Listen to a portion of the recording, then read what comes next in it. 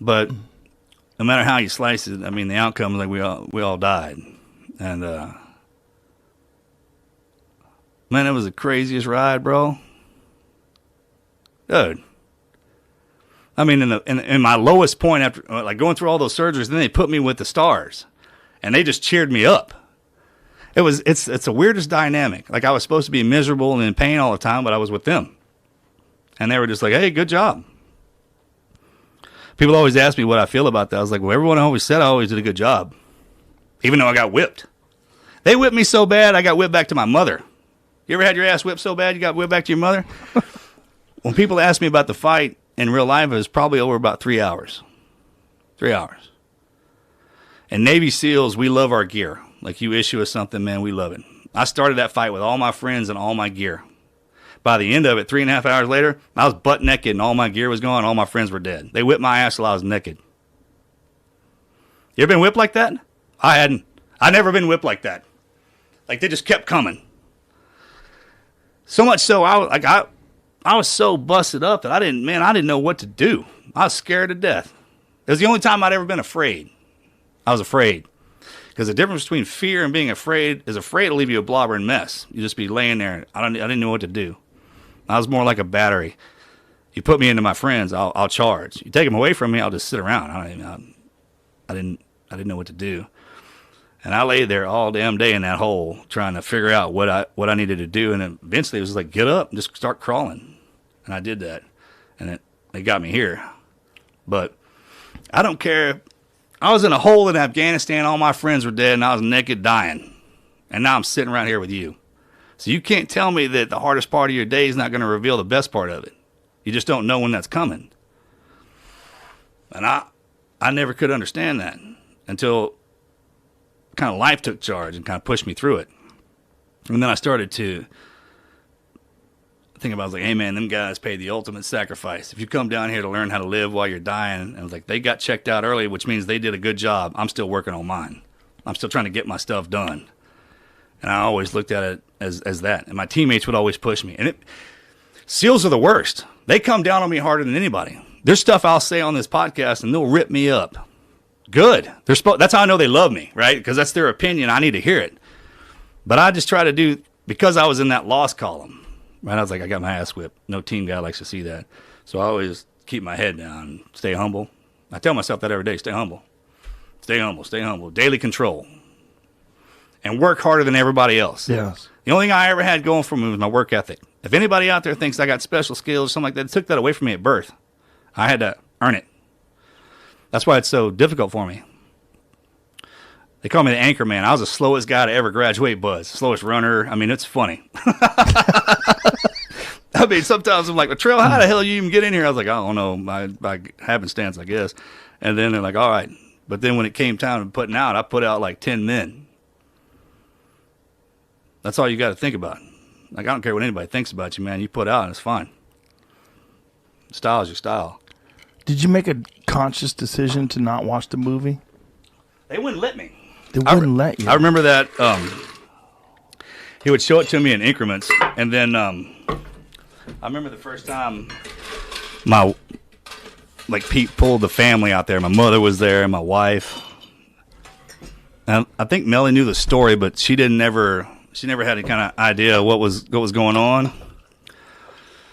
And then, thank you. And then I remember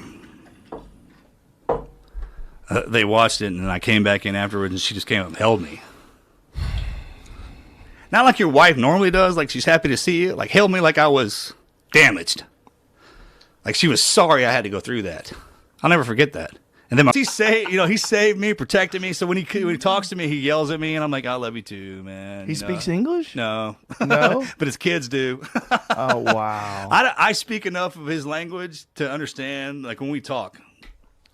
That's amazing. When he yells at me, I'm like, I know it. Because they're funny. What's his name? Muhammad Gulab. Muhammad. Gulab. Yeah. Muhammad Gulab. Yeah, Muhammad. And have you have Muslim friends? Yes. Okay, good. So you know when they get upset about, they're like, this is an atrocity. God will smite you down. And then I'm like, I know. And then they'll look at you like, I love you. I don't want to talk about this anymore. Right. They're so great. They're so great. I mean, if you kind of understand, they're like the serious hand. They don't. There's certain things they don't mess around with, and there's certain things that they'll get upset about, but then they'll get over. And with me, I was kind of helpless. I was just laying there when he found me. I was in a river, dying. And he's like, "Hey, what's up? There's a white boy down here. Let's get him out of here." And then like now he can't get rid of me. Now he has to live here with me and deal with all that. And it's so funny because he has 11 kids. They're just multiplying. They do that. Then it's a thing. And I deal with him just like I deal with the other family member. I mean, like I'll never forget him. And people will tell me like, "Wow, he yells at him." Like, "Man, you don't know what we've been through." When that dude found me, and then he'd been shot. I mean, you can't believe what that dude went through to get me back here. What he put up with up to this point. That's why he's here. Because how many times they try to kill him. And so you extracted him. Not me personally, but I mean, you had them. Yeah, well, yeah. I mean, one thing feeds the other, right? Right. I'll never take credit for anything that everyone else had to put a hand into, but he's here now, dealing with everything else that every other Texan has to deal with, including me. I tell you what, it'd be good ones like get me and him in here together. I would love that. Let's do it. You know how funny that'd be? He yells at me all the time. I'm 100% in. Let's go. Yeah, I think. How great is that? Dude, bro, he's like, "Man, I saved your ass for. I mean, you better get to bit. You're not even president yet." He's like, I mean, he'll get so upset about some stuff, and he's like, "This is. I don't even. God was." He's like, "What's for dinner? Let's get down." Those get over it so quick. Right. They're great. I mean, like once you learn how they yell at you. I mean, a lot of people are scared to death of that whole thing. But if you have to be saved by it, like if I was helpless. I was freaking helpless. And why did he save you? I was like, God, Spirit, man, he's just a good man. He's a freaking good man. And then I asked him for help. So there's a code. There's a Pashtuwali code. And I was laying there, and I looked up at him, and I was bleeding. I didn't realize how bad I looked till I got home, and I got off when they dropped the ramp on the plane, and they were carrying me off there, and there was a girl sitting there. I'll never forget her covering her face, crying. I was like, I must have looked a lot worse than I thought. But no matter what I look like, he got me back here. I couldn't believe it. Man, we went through some crazy times out there. Crazy times. I couldn't walk anywhere. I was a big man. They were hauling my ass everywhere around that mountain. We laid up in the middle of the night. People trying to kill us, cars blowing up. It was the craziest time. And they were just kind of like, hey, it's a Wednesday. That's what I thought. I mean, I found... Isn't that crazy? Somebody like that? He didn't owe me nothing. Matter of fact, I probably caused him more grief than I did anything. And no matter how much I try to repay him, it's always that's weird. What a situation, right? Yeah. Can't even believe we're talking about this. I should have been dead a long time ago, man. He come walk. I'll never forget looking at him. I'll never forget his face. Did you ever feel like there was a reason why he found you? Sure, of course. Yeah? Yeah, always. Like you're meant to tell this story? Well, I mean, we're all meant to go through certain things. And once you kind of, I always looked at it like, I always told, if you don't think God's a wild man, he wouldn't be good at Christianity.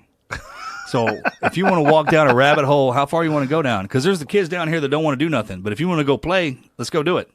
And then you get down there where you're in the middle of a hole in the back of nowhere, and all of a sudden that shows up. I mean, I was like, hey, bro, I was laying in this tree. I haven't talked about this. My wife going to walk in here and